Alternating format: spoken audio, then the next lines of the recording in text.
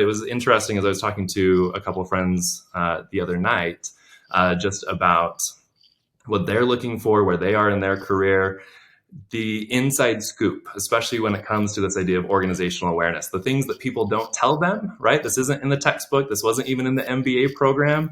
And you just happen to, I think, have a course on this as a LinkedIn ambassador and a learning course. Tell us more about this. What is that inside scoop? How do people navigate and kind of that mystery of an organization?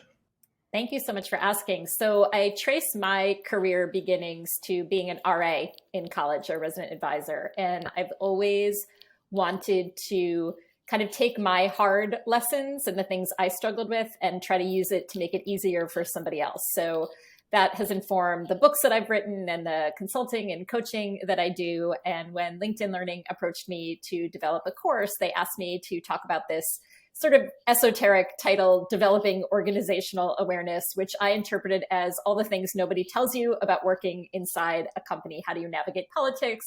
How do you speak up in a meeting? How do you figure out who to talk to? How do you build your reputation? And so it's really all the things that maybe people expect you to pick up or think that you should know. I try to, as an outsider who has my own business and observes companies as opposed to working inside them, really almost act as if I'm a detective or an alien inside an organization and say, if I knew nothing, what would be confusing here? What would I have to figure out? And so the course is called Developing Organizational Awareness, and it's everything I've learned in 20 plus years about how to figure out how to survive and thrive in any new organization. I love that, right? No one actually teaches you how to work. People just assume. I remember even when I first moved to New York and that first kind of admin job, the amount of jargon, those dynamics, right? Even if we don't use the word politics, but even just the status in a staff meeting, who speaks, when, how, all those things. And people just assume you know it, or more importantly, that you will pick it up over time. So what were some of your findings? What are maybe, or some quick tips that would help someone in that space? So I will tell you my worst offense when I started my first job in New York is I thought a good employee CC'd her boss on every single email. Oh, and she said, I didn't know. And I did. My boss, came running over to my cubicle saying, stop, you're driving me insane.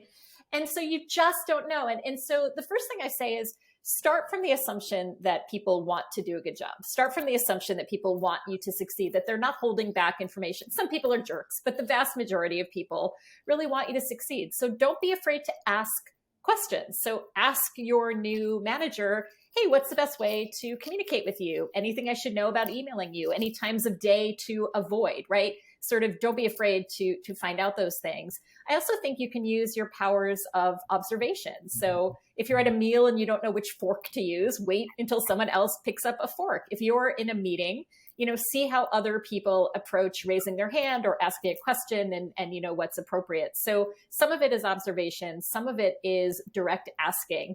And I think it's really noticing the small stuff. So often we get the big stuff right of doing the job, but maybe we speak a little too much in meetings, or maybe we stay at our desk and never get up, or maybe we have a camera off and everybody else has a camera on, and that seems to be the protocol. Picture yourself as a detective learning a new environment, or if you've ever lived overseas or traveled, you sort of pick up on things that you don't notice as an outsider. So I really encourage people to use that sensory element as opposed to just hoping that things will work out.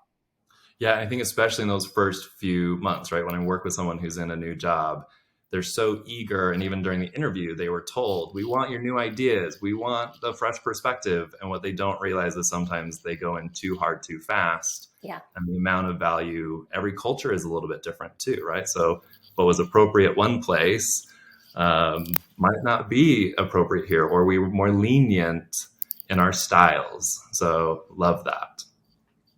As we think about that more broadly, especially in even to your last book, right? We are now in a whole new way of working. I remember a few years back, everyone's talking about the future of work, but this was this idea of 2025 or 2030, where all the stats of when we'd be remote and doing all these things. It was like this 5-year plan, and we collapsed it into 5 weeks because of everything COVID. What have you noticed in some of those organizational changes? What's happening? How do people even bring organizational awareness when I'm not in a meeting room and not observing maybe in the same ways that I was before? Well, first of all, we are still figuring this out. This idea that we're past it and that it's over, we're still in the messy middle of this thing. You know, it happens so quickly. And COVID hit me really hard. I'm a professional speaker primarily, and I lost all of my business in 2020 for the rest of the year. Everybody canceled. And I was really frightened and trying to figure out how to pivot.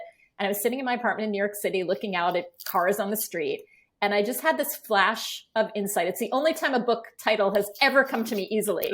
But I thought, oh my gosh, this pandemic is like we are all in our cars driving. And you know what happens? Your GPS kind of glitches when you make a wrong turn or you hit traffic and it says recalculating. You can't go the way you wanted to go.